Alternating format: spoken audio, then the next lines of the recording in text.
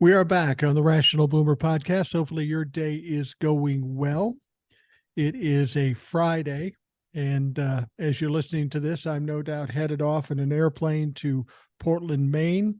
I will tell you tomorrow, Jace is going to be on the show. Tonight, we have Eric, and I got to tell you this, Eric, and I recorded one with Jace that's going to be on tomorrow.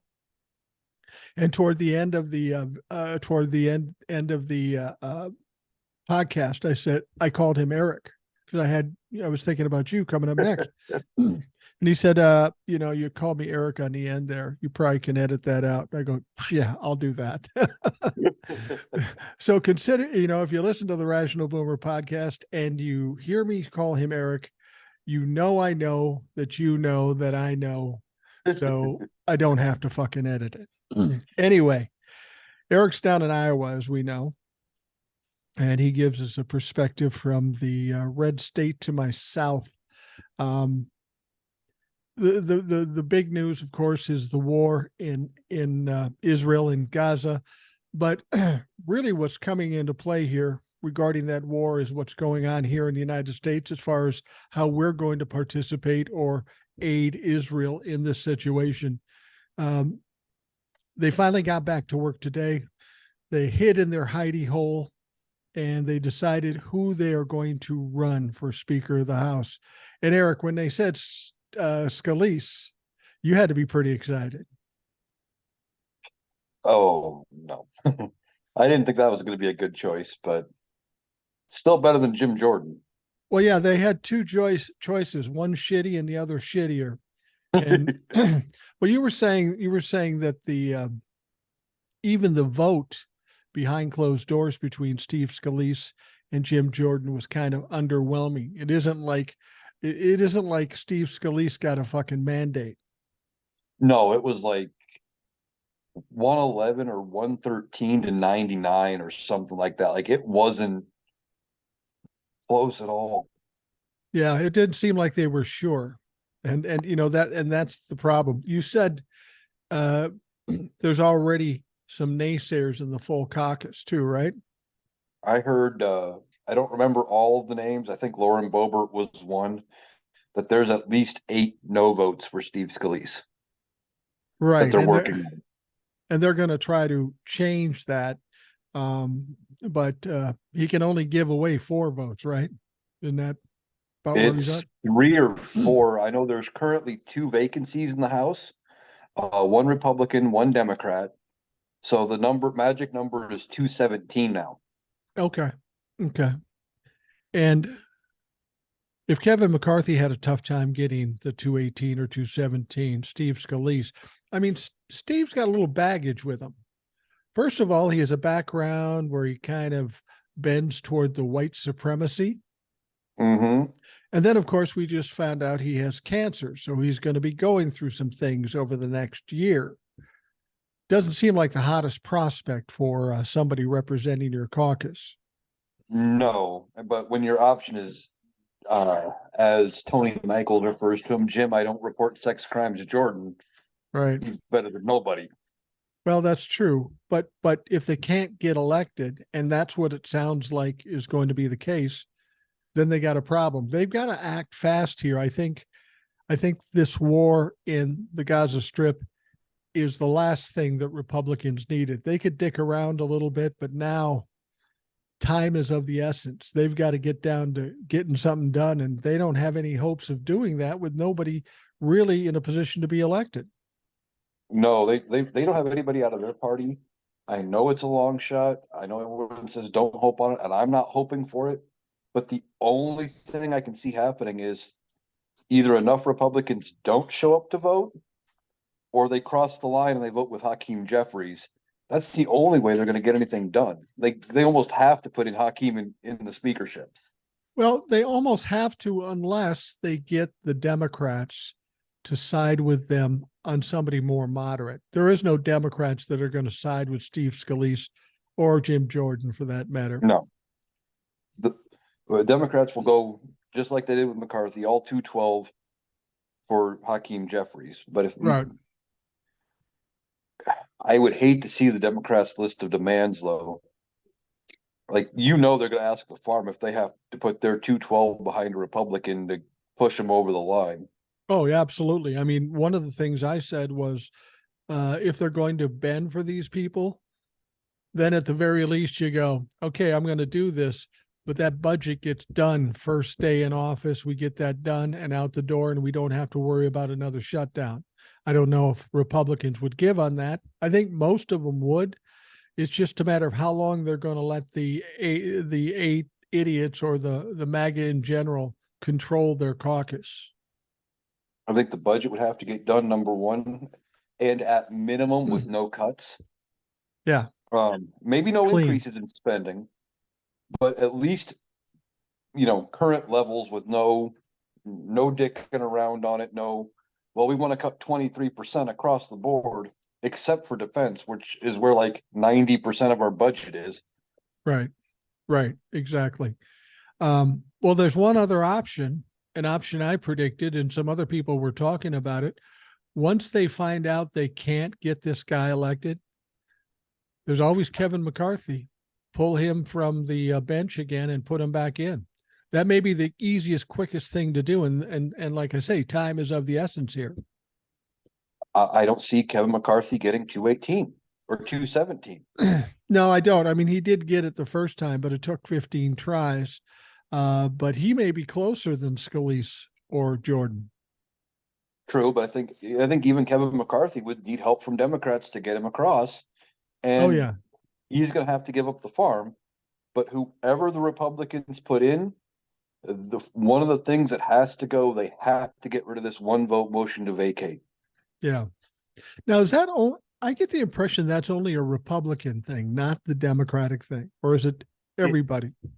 I was under the impression it was everybody, but I also think the Democrats just knew better than to pull that card Right. because they knew if they pulled the card on the speaker, it wouldn't go anywhere.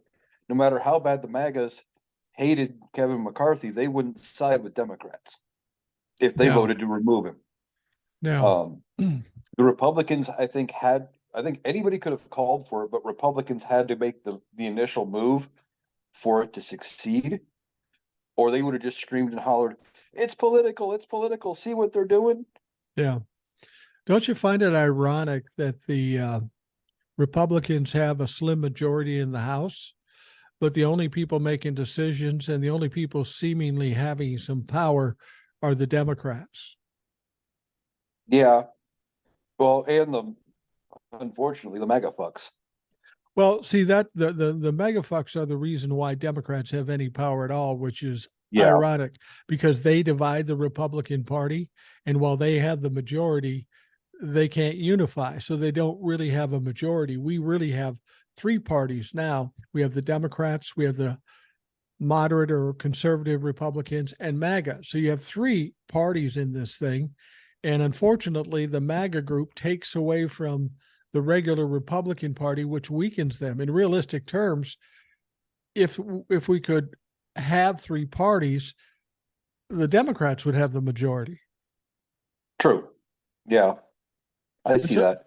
and so in essence, they kind of do, and they keep having to look over to the Democrats to get things done, which leaves a bad taste in their mouth. I mean, in spite of the fact that the House of Representatives and the Senate is supposed to be a place where there's compromise and negotiation, there hasn't been anything like that in a long time. So maybe the reasonable Republicans will finally realize, maybe we better go back to that. We can't just sit here with our thumbs in our asses while little children are being killed in Israel. No, we got to get some stuff done. We've got to deal with this Israel thing. We've got to just deal with the business of governing, and we got to get past this petty bullshit that the current House is in. I know there's the two vacant seats right now, one Republican, one Democrat, both. Mm-hmm.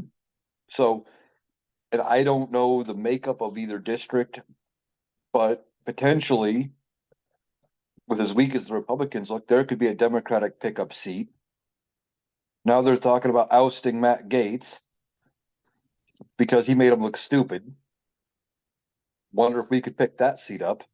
Well, there's that. And I just heard about some kind of rumblings about actual Republicans trying to get George Santos kicked out too. I That would heard be that too. They're interesting if they lose 2 seats. Just lose them and not even get anybody replaced in there. That still hurts them badly. that well, yeah, that would bring them down to uh effectively with the one they'd have like a 1 seat majority. Right. And if we Right. flip, and that's with them being sitting vacant. If we flip them, we'd only be 1 or 2 seats away from flipping the control of the House in its entirety. Now, with the House, what they would do if somebody was expelled from the House or resigned or died or something like that, theoretically, they have a special election. Senate's a different deal. The governor appoints somebody, but in the House, it's a special election. And then it's a matter of what the voters want, Democrat or Republican. But the way these Republicans are potentially going to get kicked out, I have a feeling their districts might have a sour taste for Republicans and might go Democratic. Well, especially in New York with some of the even more charges. Santos is making a run to be just as bad as Dottie when it comes to number of felonies. Yeah, he's got 23 now. He's had the I heard superseding. 33. Is it 33? I See, heard 33. I wasn't sure because I heard 10 originally or 13 originally. And then I thought they said 23, which I thought they meant he got an extra 10, but 33 makes sense. I mean, it's like Donald Trump. If you got 33 felony charges against you, you're not going to run the table on that motherfucker. You're going to jail. Well, he already said though, if they oust him from the House, he made a big post on Twitter or X or something like that. And basically, he said, if you oust me from the House, I'm taking you all down with me. I know all of your secrets and I'm taking all of you down. Please. He's been there 2 years. Not even that. He's been there 10 months, not even 10 months. Yeah. I'm guessing he doesn't know everything. And, But he you might know, have something on everybody, even a little something. well, then let's hope for that. Well, if we're going to take down the Republican Party and we get people on the inside turning states' evidence on them, that might be fun. Do you? It'll be interesting to see if they are going to bite on that threat. I mean, they've got to be pretty worried about him continuing in the House if they're going to try to oust him in the midst of a slim majority. And Matt Gaetz is a different deal because Matt Gaetz committed the most egregious crime. He kicked out the guy who was their golden goose, who did the most fundraising in Kevin McCarthy. They don't care about Kevin McCarthy. They care about how much money he brought in. And now they got nobody bringing in money, which really is really not very helpful coming up to 2024. No, it's not, especially when you hear, how many different states is the Republican Party basically broke, Right. you know. Um, and he was their golden boy. You know damn well when Matt Gaetz comes to the Republicans and goes, "Hey, I need money to help get myself reelected." They're going to look at him if they haven't ousted him from the House already. They're going to say, "Fuck you, you ain't getting a dime." Well, I think Matt Gaetz saw this coming. He knew if he was going to do what he was going to do, he wasn't going to be in the House anymore. And that may be part of the reason he was talking about running for governor. DeSantis technically can't run for governor again. So Matt thinks, I'll go back to Florida and see if I can be the governor. And I don't think when this is all said and done, anybody will vote for him for anything. No, I don't think so. I mean, he's going to be lucky if they oust him on the charges they're talking about. He's going to be lucky if they don't revive that criminal case against him and put him in prison for all of his alleged crimes with minors. Yeah, it's hard to say why they didn't follow up with it. I think part of it might be the guy who had all the evidence on him is a crazy ass lying convict too, and they didn't feel strongly enough about it. But of course, the House is doing an investigation, and this is why they're thinking he's going to get kicked out. Clearly, the House, this investigative group, found some shit that's pretty bad, and when that comes out, they're going to have to get rid of him. They can't stay attached to the guy. Right. And with as bad as he's already embarrassing them, I could see them doing it. But the other thing is, I was just doing some quick mental math as you were talking. They only need about 50 or 60 Republicans out of their caucus to side with all the Democrats and vote to oust him. Right. Because if the Republicans bring it to a vote, 212 or 213 Democrats are going to vote to out Matt Gaetz. They're going to vote to oust George Santos. Right. They only need 50 or 60 Republicans, and I bet you can find at least that many that would put their party over What Matt Gaetz. now, when you say they need 50 more, are you talking about that they need 2/3 in that situation? I think they need, it's either 2/3 or 3/4 of the House of Representatives Okay. total. But all the Democrats are going to vote to oust him, and that's almost 50% right there. Right. And I'm glad you mentioned that, because I thought it was a simple majority, which would have meant 217 or 218, but that's still a big ask. Maybe not. When we talk about MAGA, we're talking about 30 people out of 218. It shouldn't Right. be that hard to get 50 people on the Republican side to. Fuck, MAGA wants to get rid of Matt Gaetz too, so it's not Yeah, a like he's chunk of got a them lot do of too, yeah. support. No, it reminds me of the quote. I don't remember which politician said it. I like him about as much as I like Ted Cruz, and I fucking hate Ted Yeah, Cruz. that was I think Al that's about Franken.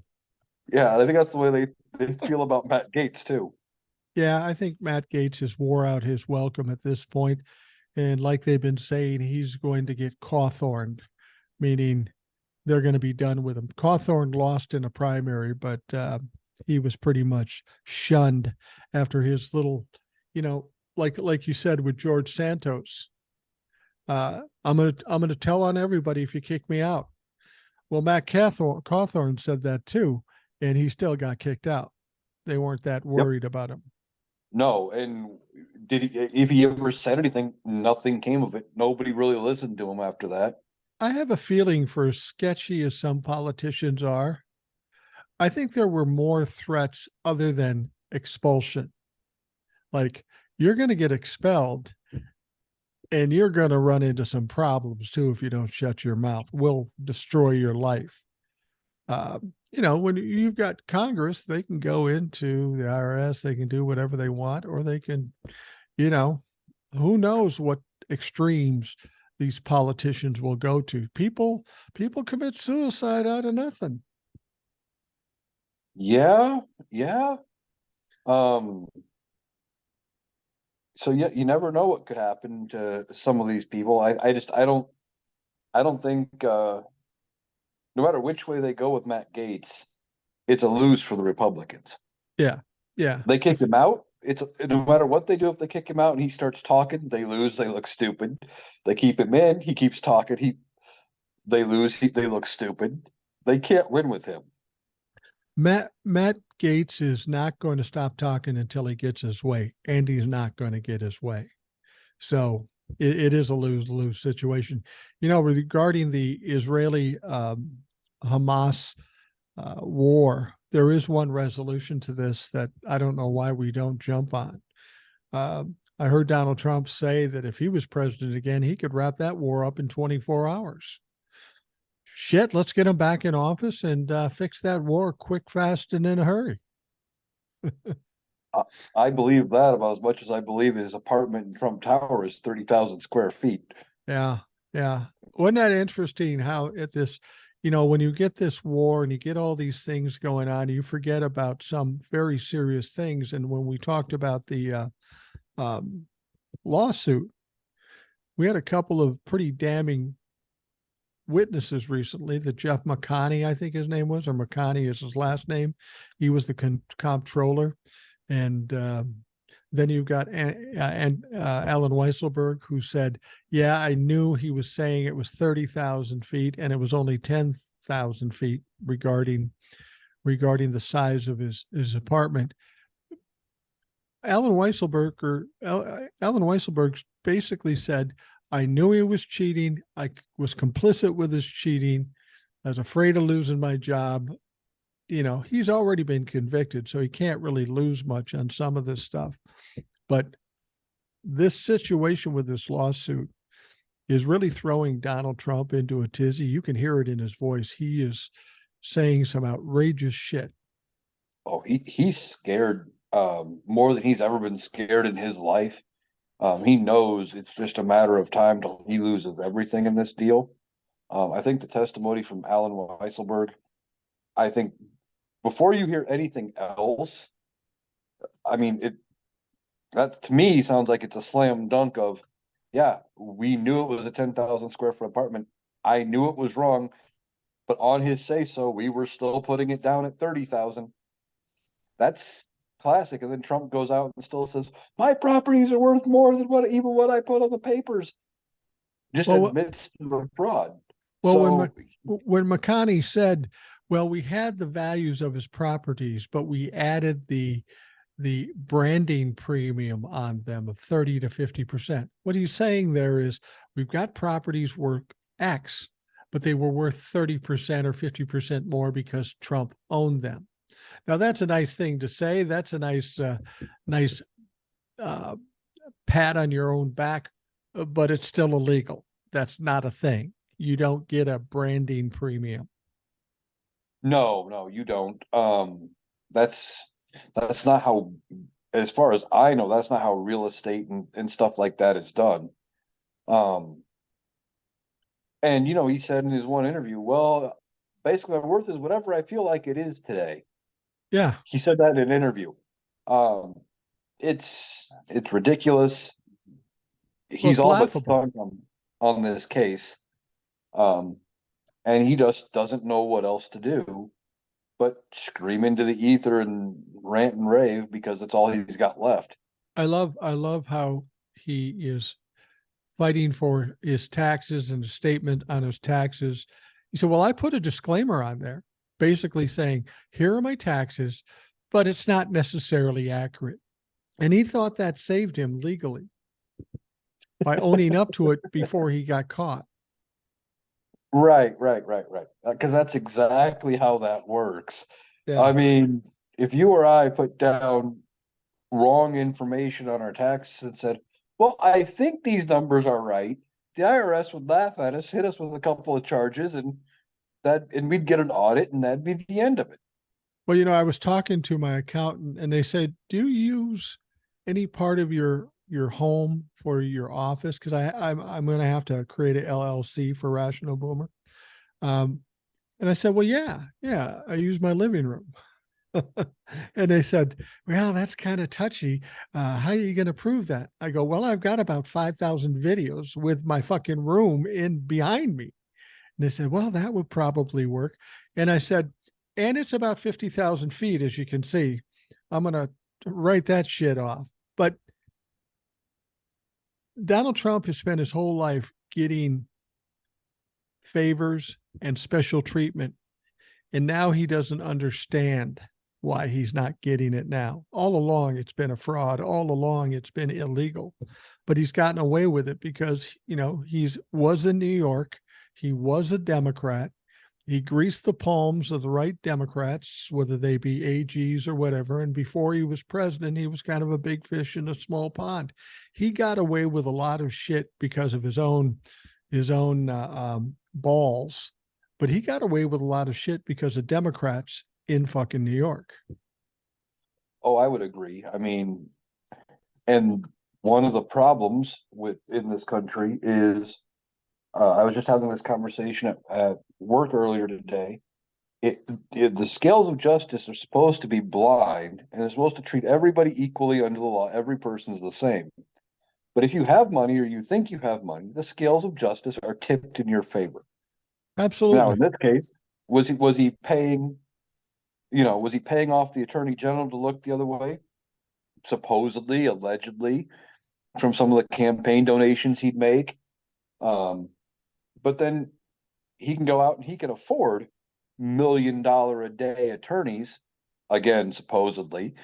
We know he doesn't pay his attorneys, Right. but somebody who's supposedly as rich as he is should be able to afford $1 million a day attorneys, where guys like you and me are lucky if we can afford, $150 an hour attorneys and we're not going to get anywhere close to the same representation.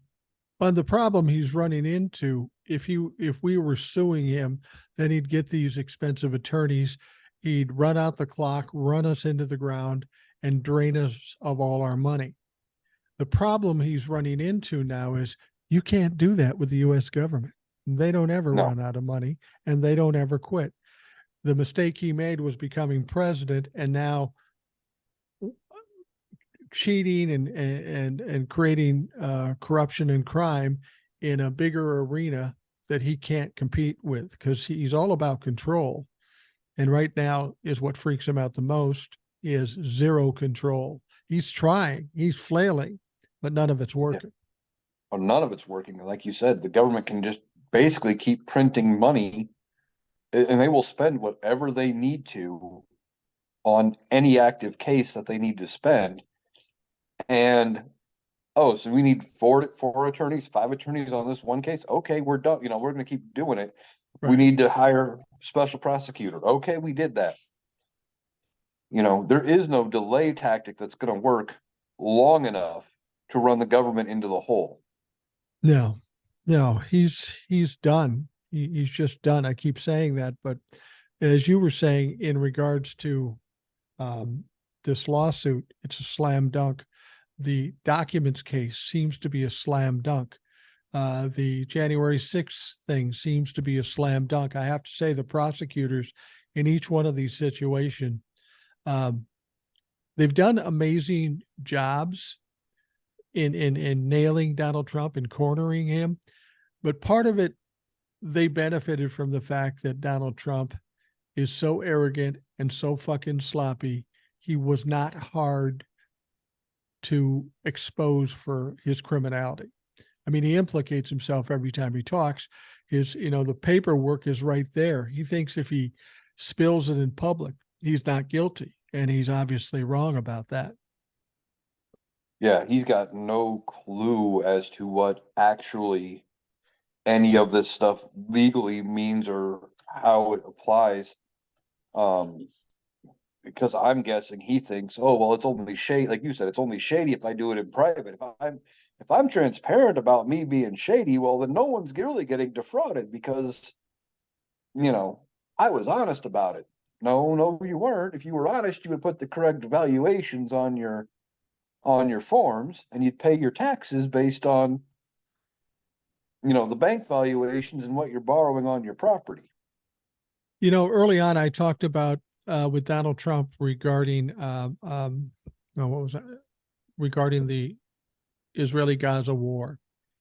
I supposed at the time, because of what I knew, that Donald Trump may very well have released some top secret Israeli information to Russia, who in turn maybe handed it to Iran, who in turn handed it to Hamas. I mean, that's an interesting theory. I wouldn't call it a conspiracy theory because there's enough evidence to back up some of it and give reason to look into it. But what are your thoughts about somehow Donald Trump being involved with Hamas getting this information, whether it was through Iran or directly from Russia?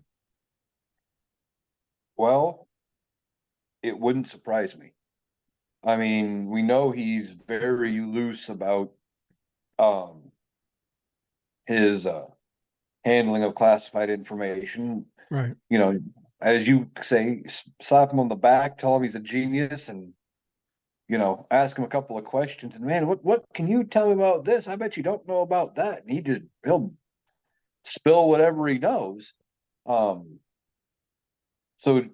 very easily, I could see him one way or another having been the catalyst that got them this information. And as I said with the antiquities issue, he had like a year ago. Right. He should be watching his back, because if it is true that he leaked the security information, we know Israel isn't against doing ops on foreign territory and taking anybody out they deem a threat to their security. Right. And a group like Mossad is a lot different than the FBI. They will go out and assassinate people. Yeah, that's what I'm talking about. I, I would hate as much as I want to see him behind bars and suffering. I don't know that I want to see him getting taken out like that.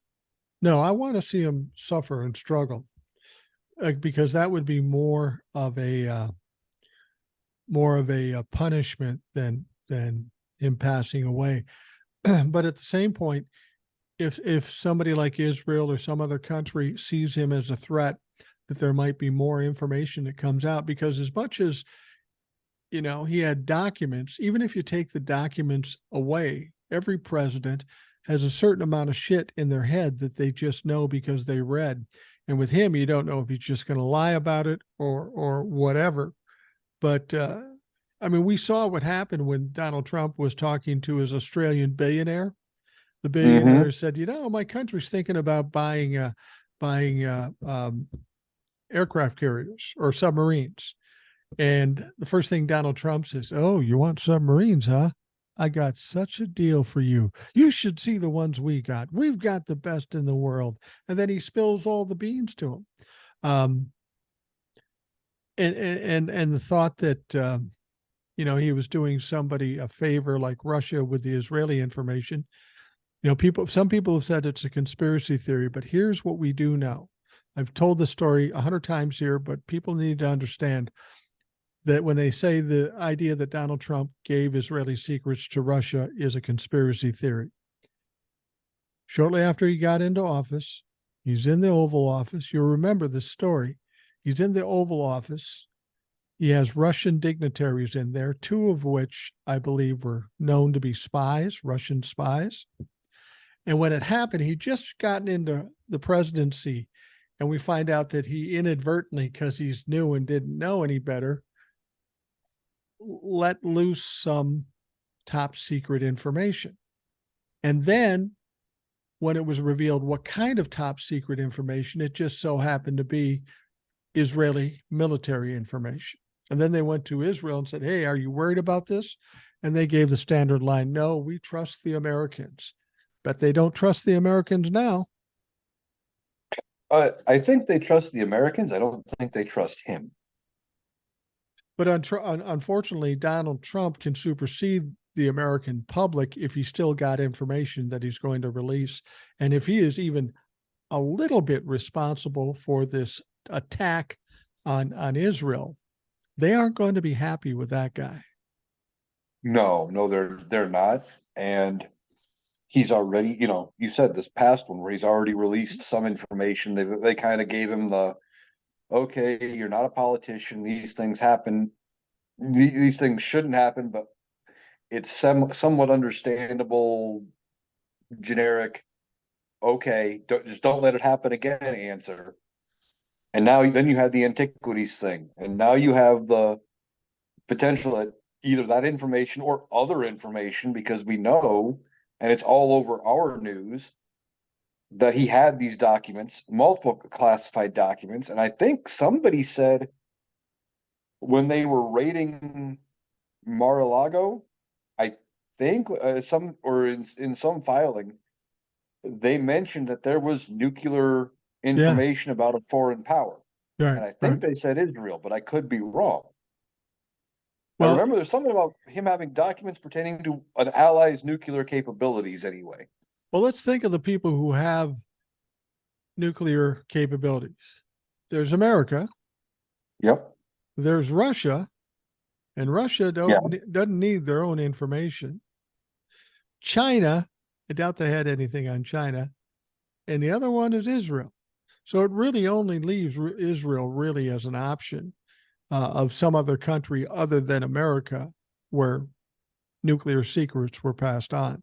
I mean, that's the most volatile. And if I'm a Russian, that's the area I want to be involved in, because you're supporting Iran. Iran hates Israel. You have Hamas and Gaza and all this shit.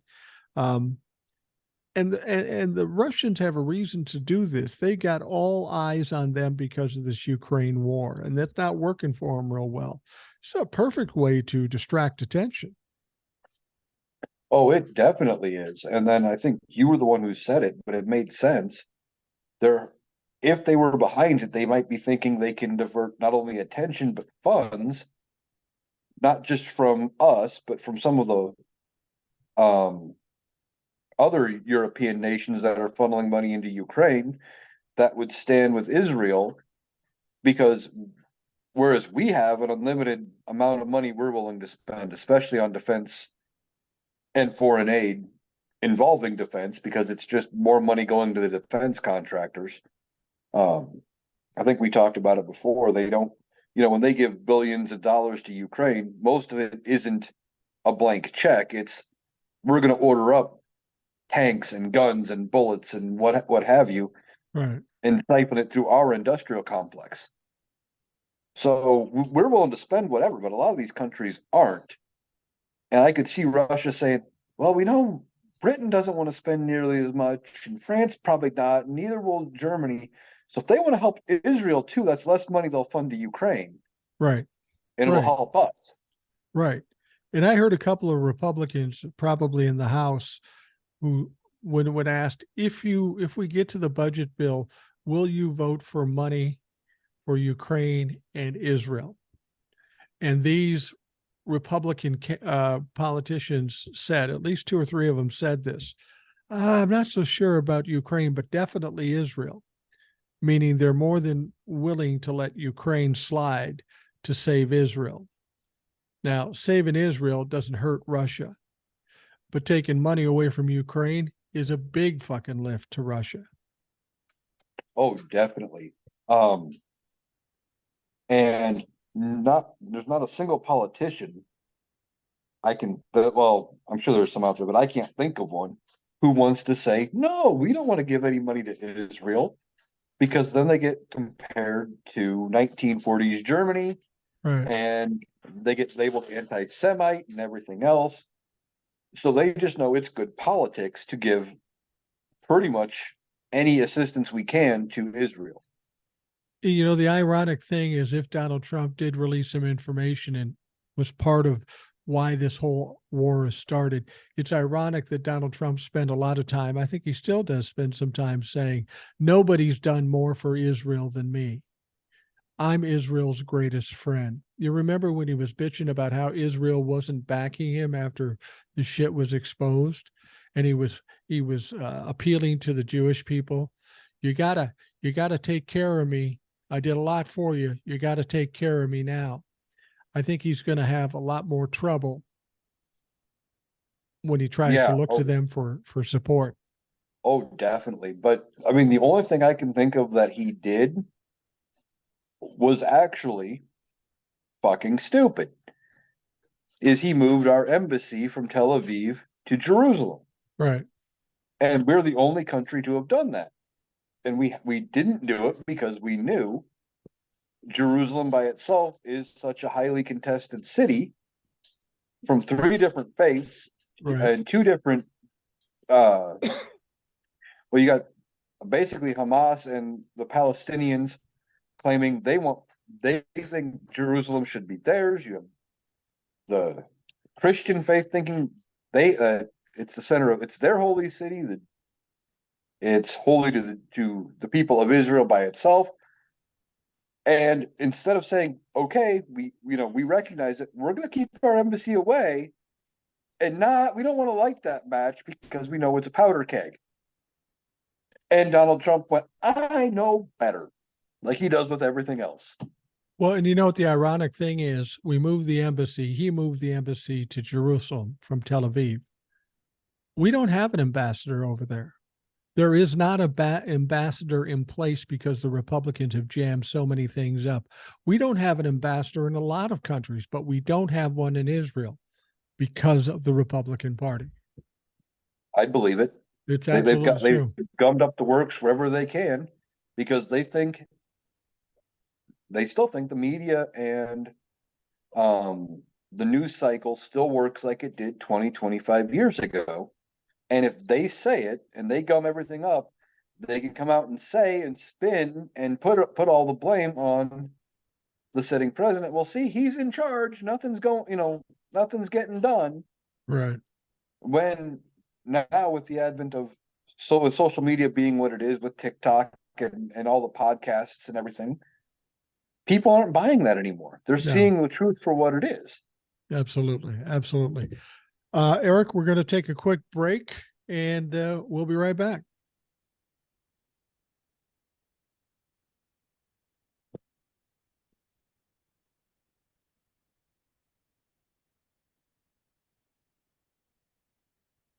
We are back on the Rational Boomer podcast.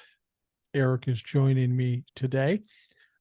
He is from Iowa. He offers some great insights to some of the things that are happening out there. And Eric, there is one story I wanted to impart to you that is just hilarious for my money. You know how the Republicans are continually trying to portray Joe Biden as old and feeble and stumbling and bumbling and all that kind of stuff? Oh yeah, yeah, yeah. Okay.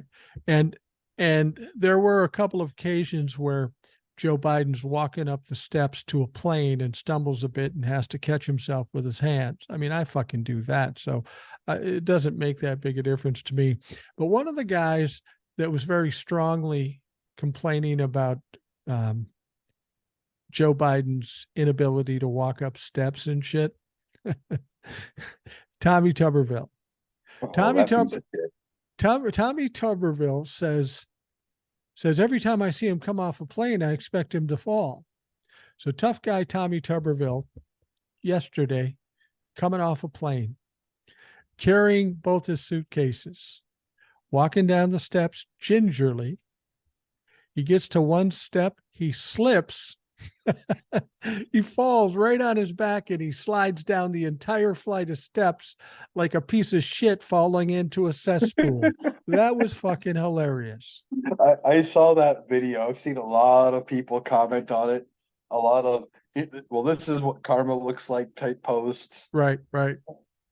Oh, made me laugh. Maybe him falling down the steps will finally dislodge his head from his ass, and he'll start allowing some of these nominations to go through. If you have not seen the video, it's all over the place. But the listeners at home, if you haven't seen the video, you got to look at it because, somebody might say to me, well, you're just taking joy in other people's misery. Yeah, that's pretty much true with certain people. And Tommy Tuberville is dangerous to this country. He's hindering our military. He's talking shit, and he got it in return. And literally, you can see the look on his face. He's scared shitless. He falls back, and he literally slides down the whole fucking stairway. And it was like only like the third or the fourth step. Like it wasn't like he wasn't near the bottom at all. No. He got a pretty good ride. It reminded me when I was a little kid. I don't know if you did this. We had stairs in my house, and my brother and I would go to the top of the stairs and we'd lay down on our stomachs and we'd race down the steps on our stomachs. We'd just slide down the steps. Of course, we were 7 or 8. We were pretty flexible. And that's what it reminded me when I saw him. But in his case, he didn't want to do that. And he was on his back and he's old. So I got to think he took a couple of hits that maybe will stick with him for a while. Probably. And I'm hoping Republicans learn anything is, we're probably pointless, but maybe it'll humble him a little bit. He'll not be on Joe Biden about stumbling as much as he does. Yeah, absolutely. I wanted to talk about this too. Jim Jordan, who came in second place for the Speaker of the House with regards to the Republican caucus. Neither one have a chance, but he was first loser of 2 losers. But what we know is that, he keeps trying to insert himself into these legal cases to try to hinder them or try to exert some power that he doesn't have.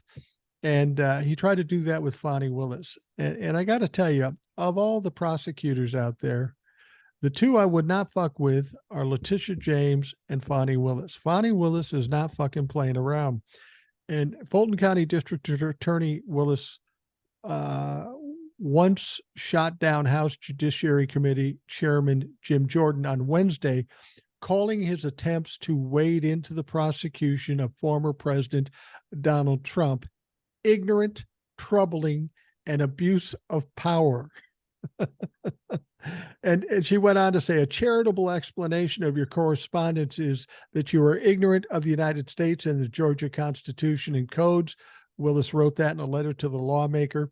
A more troubling explanation is that you're abusing your authority as chairman of the committee on the judiciary to attempt to obstruct and interfere with the Georgia criminal prosecution. That's what I don't like about Fani. She tends to mince words. She said you're fucking stupid and you don't know what you're talking about. Exactly. I love it. She's right. He is ignorant of how the law works. He thinks just like Donald Trump, if he says it, he can push and, well, I'm head of this committee now. I've got a little bit of power. If I say I want something, by God, you got to do it. No, she doesn't. That's not how that works. That's not how criminal cases work. And for somebody with a supposed law degree who couldn't pass the bar, but who has a law degree, he should know that. Yeah. Maybe it explains why he couldn't pass the bar. Yeah. No shit. Well, I was just reading this other article. Trump tells court he had no duty to support the Constitution as president. Isn't protecting the Constitution in the fucking oath itself? I was just starting to say, I will uphold, defend, and protect the Constitution of the United States of America. I believe that encompasses supporting it. Now, it says former President Donald Trump is arguing to a judge in Colorado about this 14th Amendment thing that he was not required to support the Constitution as president. That bitch is trying to find a loophole in the Constitution. And all he's trying to do is dismiss the lawsuit to, force him out of being able to be on the ballot there. And I've not been that excited about the 14th Amendment because I don't know how much good it's going to do, but it's certainly gotten in his fucking head. Yeah. And even if it doesn't do any good, it's good for a laugh. When they make filings like that. But where does he get these attorneys? I mean, I can't imagine any smart attorney or even half decent attorney saying, yeah, Donnie, let's go with that. No, it's like we've said with everything else. He probably told them, well, see, the word support isn't in the actual wording, so go with that. Well, that's what we're going to do.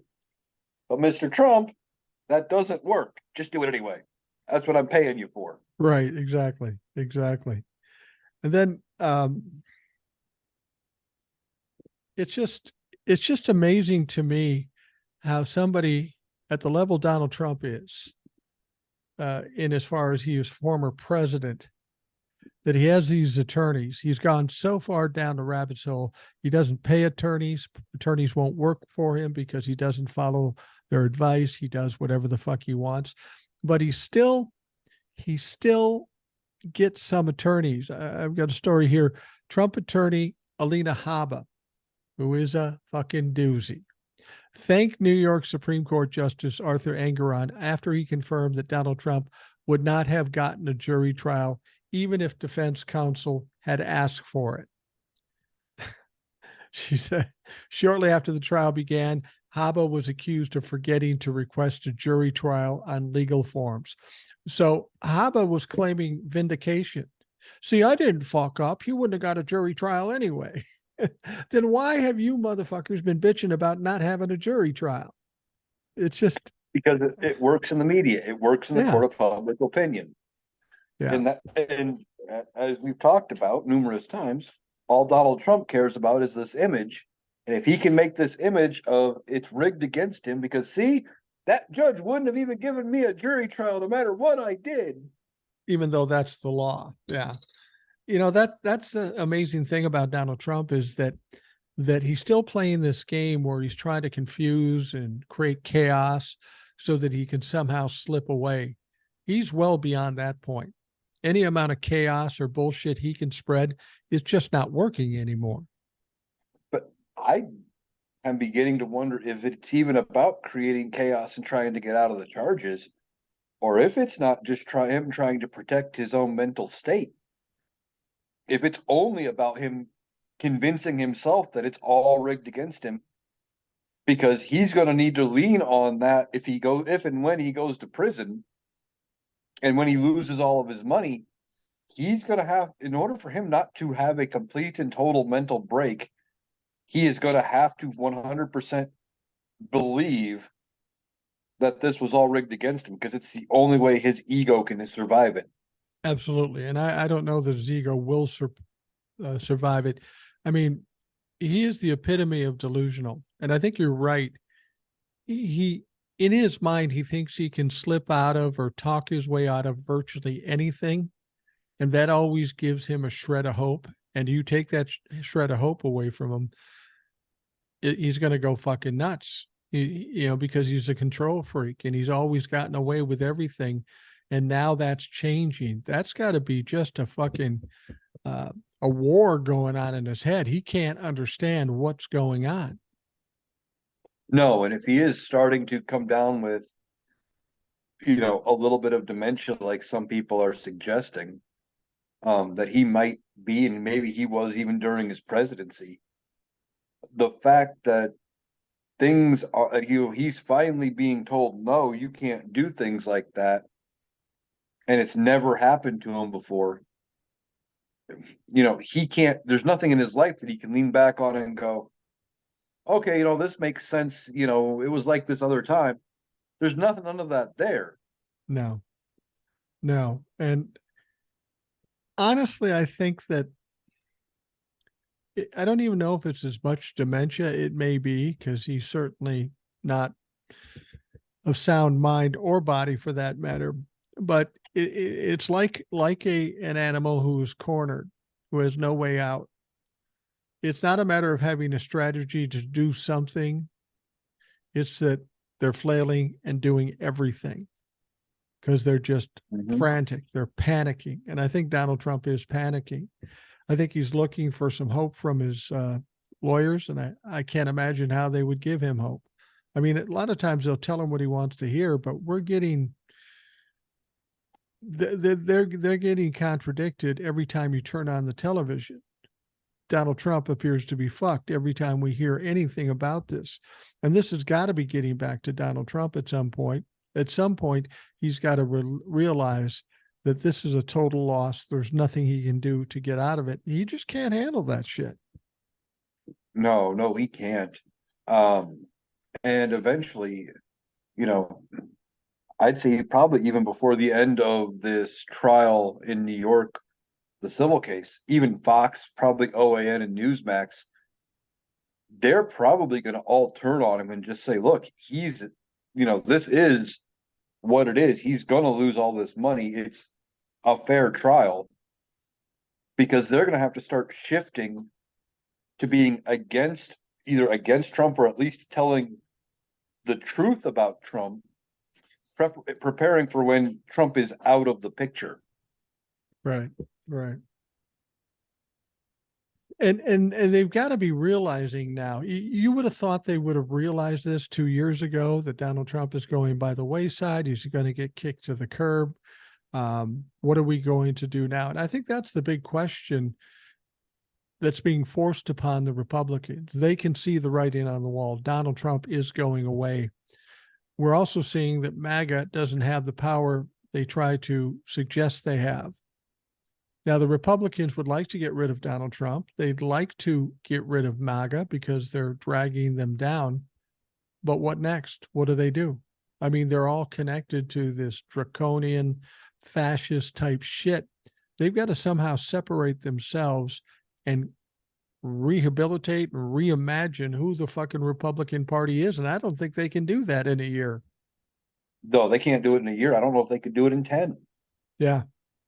I mean, they need to full on, basically replace everybody they have on every major stage, shut all the current ones up and bring in closer to moderates Yeah. and ones that at least have their pulse on the country. And we need to get back to, in general, politics the way I remember it from the mid to late 90s on up until Barack Obama. It wasn't so much a matter of both sides saying we don't need to do that. It was usually a tune of, okay, we can both agree we need to do whatever project they're talking about. It came down to how much money they wanted to spend on it. Right. Right. You know, that you could get Republicans and Democrats to agree that, okay, we need to address food insecurity. Okay, how much money are we spending on it? And then that's where they would stick. It was never, no, we shouldn't have any money going to it. Right. It was always a dollar amount. And I think we need to get back to that, but they can't do that in a year. It's going to take almost 10. Right. Yeah. I mean, it's never about the deal.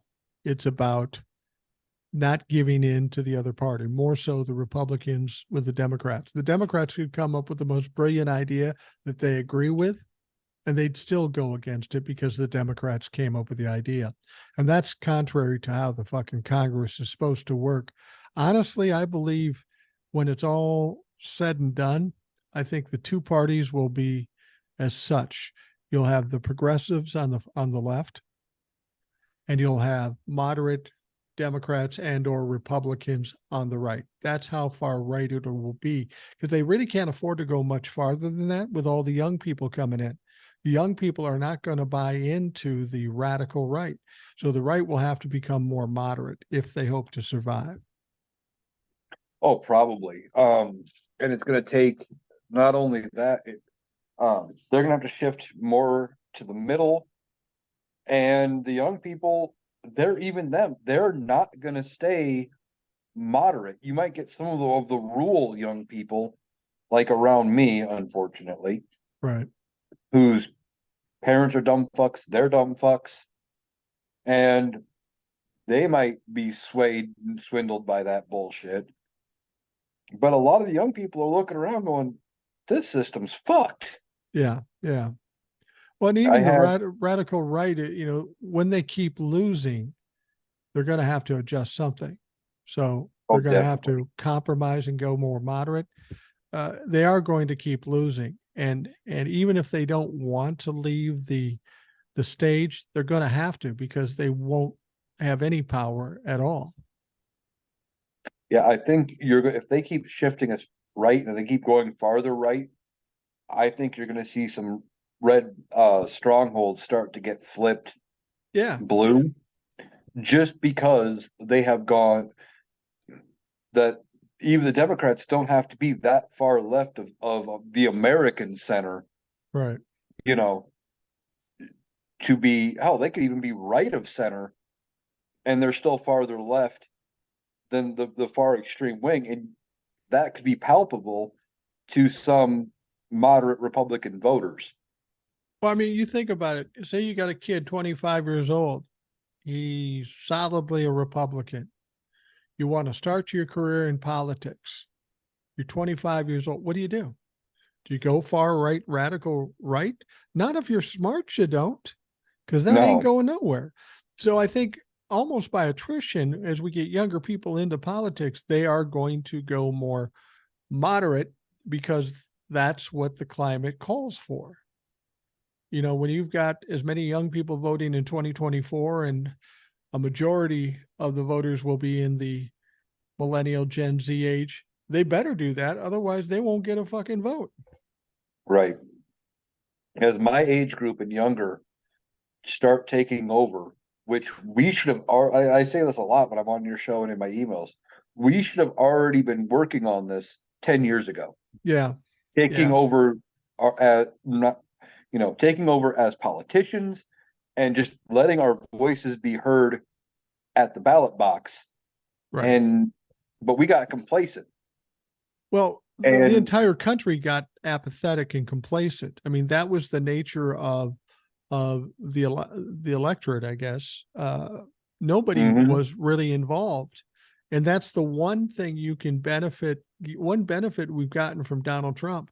Up until Donald Trump ran for president, everybody was kind of going, well, there's nothing I can do. We'll just see what the fuck happened. And then Donald Trump happened, and everybody's going, holy fuck, I better get involved. Yeah, I mean, and I was one of the people who I thought for sure Hillary Clinton was going to win. I Right, thought she had it in the bag. I voted third party. right, right. Not so much was it a vote against Hillary. I thought she could do a decent enough job.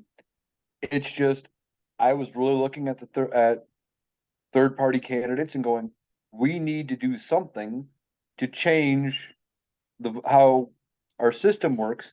And if we can push any one of the candidates over that 5% threshold, they get they get equal funding, at least federal funding for the presidency in the next election.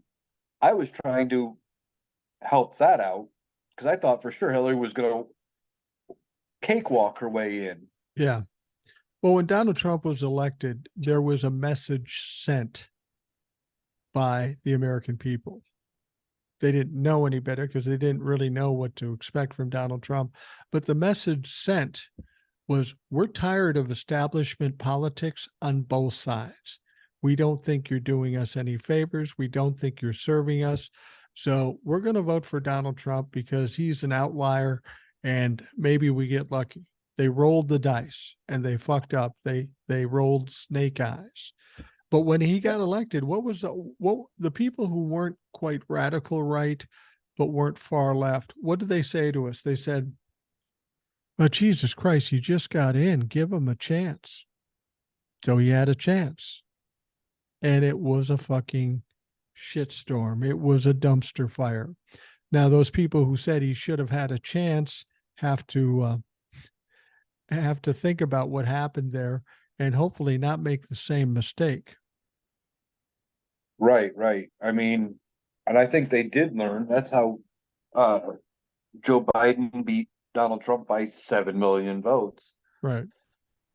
And I think if Donald Trump or a Donald Trump like candidate gets in, I think Joe Biden beats whoever that candidate is by 10, 11, 12 million. I think it's going to be huge in favor of the Democrats. But then, as we've talked about a lot, the Democrats have to do something Yeah. with that. Yeah, they do. They have to be more proactive than they have in the past. And as far as who the candidate will be for the Republican Party, at this point, I can't see anybody other than Donald Trump, and I don't think he'll be the candidate or some copied version of Donald Trump. They're all going to try to talk the same way. We see it in Ron DeSantis, we see it in Vivek Ramaswamy, we see it in Nikki Haley to a certain extent. Nikki's trying to play off like she's normal, and she's not normal. She was a Trump humper. But none of these people can garner enough support to really be taken seriously. So I have to wonder, people feel so strongly about Donald Trump. Let's say he's not the candidate, and I don't think he will be the candidate. He is going to be buried in so much shit, he won't be able to get out from under it. If people are so bought into Donald Trump and he isn't the candidate, do you think that means they just don't vote? I think some of it will be. I think some of it will depend on what he says about the election.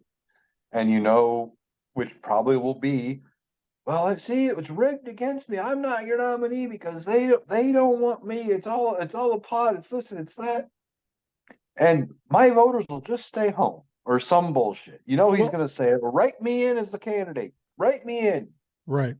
Well, the So thing about it is can you see him? If the candidate is anybody but him, can you see him endorsing that person? absolutely not. No way. No way. In fact, they wanted him to sign a paper to be in the debate that will support whoever is the candidate. And that's one of the reasons he didn't show up. He wasn't going to sign that fucking thing. No, but I mean, here's the thing. If I'm Donald Trump, why wouldn't I sign it? I don't honor my contracts anyway. Well, yeah, exactly. I find a exactly. loophole and I weasel out of them. But But but but the problem with that is if he does sign it, it's unlike typical business contracts that you never hear about. This will be a huge story and a public story, and he knows that. In spite of the fact he still won't honor it, you'll have to deal with the embarrassment of having agreed to it because it would give the appearances that he folded and he gave in, and you know how much he needs to be the strong man, better, yeah, smarter, and stronger than everybody else, and that would make him look weak, and he would never do it. He won't endorse somebody else. no, he won't. He will not. But like I said, it's going to depend on what he says. But since you know he's not going to endorse him, he's not going to tell his dumb fuck voters to come out and vote for the Republican. You know he's going to come out and even if they try to 14th him, he's going to tell his voters, "Well, write me in anyway. Yeah. We'll tell them, we'll show them how much you guys love me, and they'll have to make me president regardless," or whatever dumb thing he is going to say. All he's going to do, unless he's the nominee, is he's going to torpedo the Republican Party. And even if he's the nominee, he's going to torpedo the Republican Party. Yeah, just being him, he will be. But people, if you think Donald Trump is going to support the Republican Party if he's not the candidate, that's just not his style. I mean, he burns everything down around him, and it always comes back to him. I was telling Jace on the podcast, a perfect example of that is you've got the war in Gaza, you've got the war in Ukraine. He's got 4 indictments in 4 different jurisdictions. He's got 91 felony charges. And on this particular day, what does he bitch about? Being kicked off the Forbes 400 richest people in the world. It's all about Donnie. He doesn't care if the rest of the world burns. No, he doesn't. But I think it's a telling sign about how much all of this other shit is finally getting to him. Because it took him 3 or 4 days to finally get around to talking about being kicked off the Forbes four on top 400 Yeah. Yeah, from when it true. actually happened. True. Yeah, you're A right year about that. ago, he would have been talking about it within 10 minutes of that story coming out on a news network. He would have been tweeting or truthing or whatever you want to call it. Donnie reminds me, and he seems like the kind of guy that would have done this anyway. But when he wanted to be on the Forbes 400, had he gotten on that 400, he would have espoused how great the Forbes 400 was and how great he was and all that shit. But as soon as they said, "No, we don't want you," he said, "Oh, they're failing, they're losing, they're doing." It reminds me of the guy who walks up to a girl and says, "Hey, you're very pretty. Do you want a date?" She goes, "No." He goes, "Yeah, you're fucking ugly anyway." That's the kind of guy Pretty he much. is. That is exactly who he is. He it's just all ego with him. And if you have the audacity to bruise his ego, he hates you and he's going to burn you down. He's all about scorched earth. And unfortunately, when it comes to scorching the earth in this situation, it just happens to be the whole fucking country. Yeah, he doesn't care. He wouldn't care if it was the whole damn world, as No. long as it made himself look better. I mean, what was I can't remember which one of his properties had it. They had a blown up copy of Time, I think, hidden where he was named Man of the Year on the Right. cover, And it was and it was phony. up as a decoration, and it was completely phony. But but then whenever he's called out, "You were never Man of the Year," but oh, that failing publication, why would I want to be on there? They're a joke. They're this or they're that. But there's the evidence that he clearly wanted to be the Man of the Year because he faked one. Well, hell, he was pissed off when he didn't get the Nobel Peace Prize. He complained to the Nobel group and said he was going to fucking sue him. Oh, I'm not surprised. He thinks he's entitled to anything he puts his mind to because he said he wants it. Yeah, yeah. It's his ego is going to be crushed if it hasn't already. And the question is, how is he going to react to that? I mean, what's he going to do? And that's what I'm most concerned about, because when you get a guy who's desperate, I mean, there's nothing more dangerous than a cornered animal or a desperate man, because there is no limitation to what they will do. I sometimes, we were talking about Mossad and somebody trying to take him out of the picture. I'm surprised there aren't some wealthy Republicans that aren't in that same zone too, because all of them are smart enough to know he's not a winner for them, and they're pulling their money from him. If he continues to be a thorn in the side of the Republican Party, you got to think somebody's going to try to either extricate him from the Republican Party, embarrass him. What I'm saying is, I'm thinking we're at a point now where the Republican Party is going to be going after him covertly as hard as Democrats are going at him overtly. Oh, wouldn't be surprised. If the Republicans are already, if working against him, if there's not some, PACs or super PACs out there running ads and funneling money into campaigns that are Republican PACs that are funneling money against Donald Trump or helping to support, an anti-Trump movement. Well, we know the Koch brothers, there's only one left, but the Koch brothers company is spending like $20 million to diminish Donald Trump, to go against Donald Trump. If they're willing to spend $20 million, obviously they're very motivated. Who's to say they don't spend another $5 million to catch him in a situation that's untoward and get fucking video of it? I wouldn't be surprised by that at all.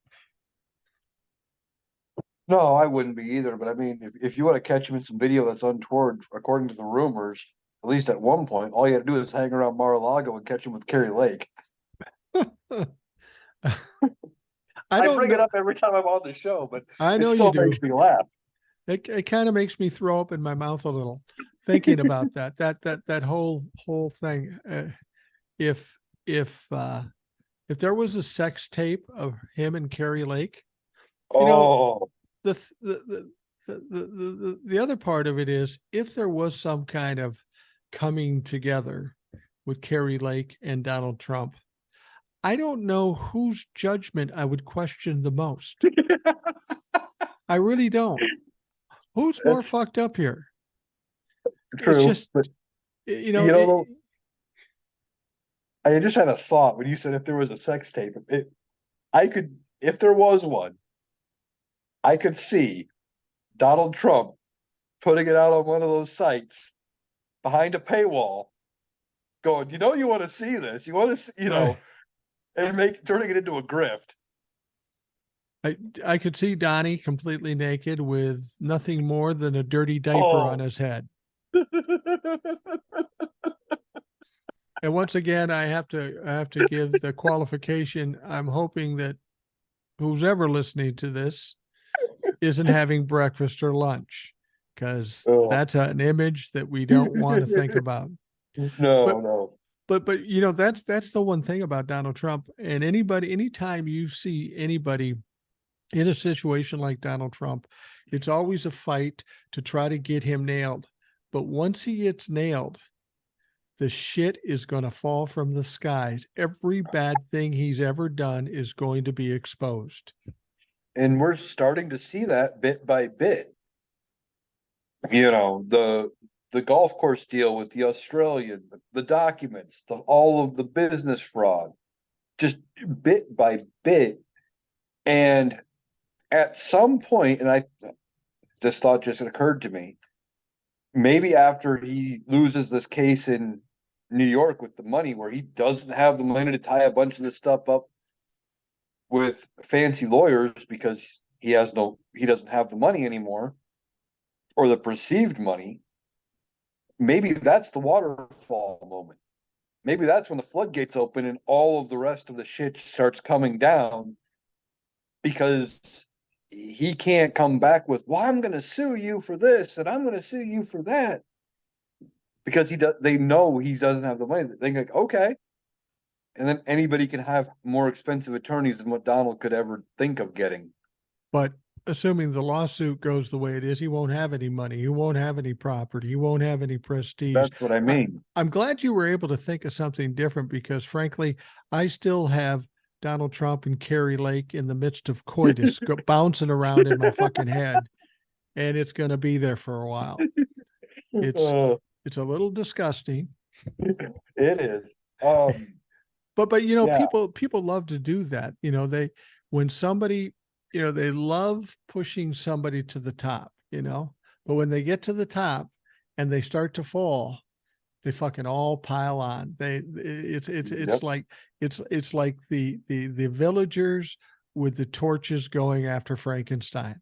That's what's going to happen to Donald Trump.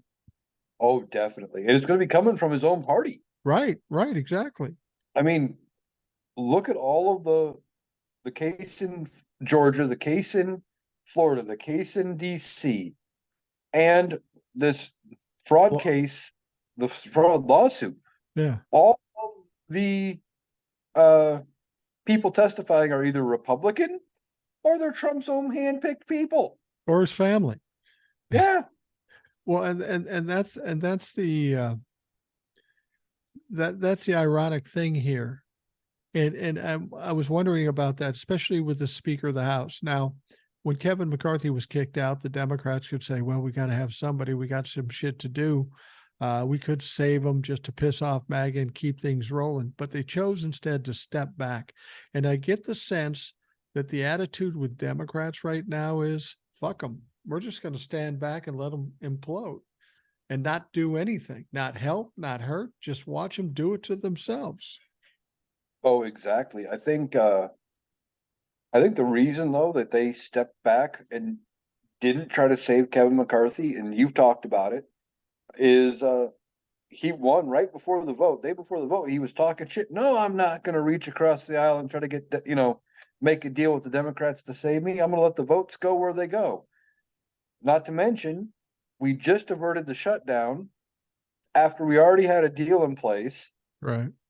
you know, and then Kevin McCarthy had backtracked on his comments about the impeachment inquiry and everything else.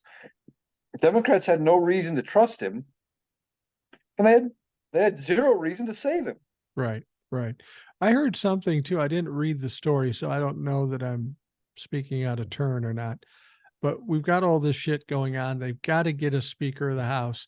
But I heard there was still some conversation about them going after the impeachment. I mean, Jesus Christ, you got some bigger issues to fucking deal with, issues that are real as opposed to this phony impeachment thing. But these MAGA fucks will not let it go, no matter how badly they look. No, and I don't know if I mentioned it the last time I was on your show, or I mentioned it in an email or something. Hawk pointed out in one of his videos that he said the reason they can't let it go is he thinks it's because Republicans have gotten so used to the criminality of Donald Trump, Right. they can't understand that Joe Biden is clean. I agree. I agree. Donald Trump as much as said that, he said, well, I was former president. I got all these indictments. How come Joe Biden doesn't have these indictments? It's the same thing that they said Donald Trump rationalizes the election by saying, well, I got more votes than I did the first time around. You can't tell me that Joe Biden got 81 million votes. It just doesn't make any sense to him. He thinks there's some equivalency between Joe Biden and him. Whatever happens to him should happen to Joe Biden. What he doesn't figure into this is one of you is committing crimes and the other one isn't. So that's why it's being rougher on you. But he doesn't grasp that. He thinks Joe Biden should be treated exactly like he is, in spite of the fact that he hasn't committed crimes. He thinks that way, and the other Republicans have gotten so used to apologizing, covering, deflecting, or what have you for Donald Trump that they assume, for whatever reason, they have gotten so used to it that they think, well, clearly Joe Biden's got to be like this. Hillary Right. would have been just like this, or whoever, or whatever. That they have lost all sense of reality, and they can't accept the fact that Joe Biden or that Donald Trump was the outlier, and he was that far uh, gone. You know, Well, it's I had a former it's ironic that we have a bunch of lawyers in politics and they'll say, we'll ask them, where's the evidence? And they'll basically say, there's no evidence, but we know he's got to be bad. Well, And that isn't the way you handle the law. no, it's not. But that's exactly what Hawk was talking about, is that they've gotten to the point where they've convinced themselves that clearly there has to be something there because of all of the bad stuff Trump has done. Like, I had a former coworker of mine. He told me one night we were working together that it was easier for him to believe that every politician was as corrupt and criminal as Donald Trump, that was easier to believe than Donald Trump being just that. It was easier to believe that every politician was as corrupt and criminal as Donald Trump, but Donald Trump was horrible at hiding it because he wasn't a politician and didn't know how to.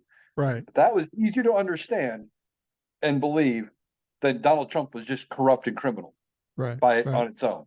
That makes no sense. No, it makes no sense. And nothing the Republicans have done since Donald Trump got in makes any sense. They're working contrary to what Congress is supposed to be, and they have for 6 years. I mean, that's the one thing I tell folks. If the Democrats win the House, the Senate, and Joe Biden's still the president, don't expect everything to change overnight. We dug a fucking deep hole. It's going to take a while to fill that back up and get the fuck out of the hole. It'll get better, but it's going to take the full 4 years to clean up just some of what's been made a mess of. Oh, most definitely. We've got a lot of things to take care of. We got a lot of things to clean up. And one of the things we have to do, and a recent conversation with my dad cemented this idea in my head, is we have to start getting younger people No that question. are in the real world, involved in some of these policies and things. Because like my dad was telling me, I've got a second cousin who just had to go get an apartment for herself, her boyfriend, and 2 kids, I think. Mm-hmm. And it was like $1,400 a month Oh for yeah, an apartment. easily. And I'm guessing it's a 2-bedroom apartment, maybe 3. I'm not sure. I didn't ask how many bedroom, but it's one of the 2, I'm sure. And Dad was said, well, we heard that. He's like, well, what kind of a fancy apartment is that? That's really, that's really fancy, really spendy. And he had to be told by his brother, whose grandchild this is, no, that's just average rent now. That's just what they're going for. It is. It is. My son had to get an apartment, and it had to be in close proximity where he works and where his daughter is and all that stuff. And the apartment he got into is a very nice apartment. It's a more upscale apartment. And the only reason he got the upscale apartment is because that was really the only one that was actually livable. The ones that were at 13, 14, 1,500 bucks were a little sketchy. So he took this apartment and he's paying 1,800 bucks a month. How does anybody pay 1,800 bucks a month? I mean, I never paid that kind of money for my fucking mortgage. Not even close. That's double my mortgage. Yeah, exactly. And I think people don't understand how difficult it is. And I think young people are going to get tired of living hand to mouth because everything's fucking expensive. Taxes, healthcare, education, all this shit. How are they going to survive if the companies don't pay them enough to cover just the basics of life? Exactly. And as we get talking about wages and things, one thing I have said for years and years and years, for the longest time, I was against raising the minimum wage because I was a dumb fuck. Yeah, you were. But my reasoning for being against it, I was looking at it backward, but I still kind of think this way, is okay, I'll make it simple math. You're paying somebody, a lot of places around here are starting at 14, let's say 14.50, double the minimum wage. You're worth $7 over minimum wage now or whatever, but they raise minimum wage to 15. Right. You're only going to get a 50-cent raise, maybe Right. $1. Right. You're not going to go up the $7 over the minimum wage you were before. Prior to the minimum wage going up, you were worth a lot more than minimum wage to these businesses. But these businesses aren't going to try to bump you that far over it. No, no.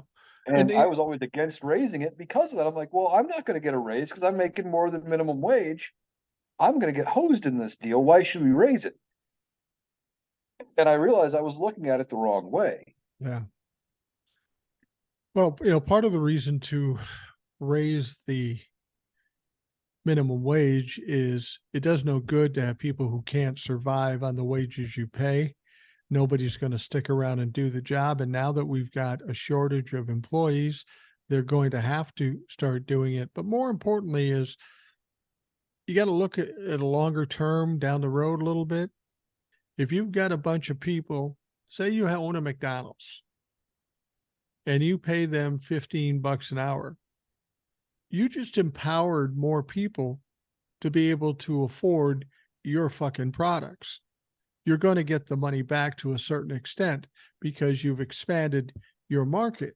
Because people, it's like people selling cars. If you have a guy selling Mercedes and he can't afford to buy a Mercedes, something fucked up about that. You better be paying this motherfucker a lot of money, paying him a big commission so he can afford to buy a Mercedes. And the more people that can buy Mercedes, the better off. Right. They look at it so at the end of their nose. I need to get them as cheaply as possible so I can make as much profit. But if you're draining the market of people with no money, then all of a sudden you cut your nose off because you got nobody to buy your shit.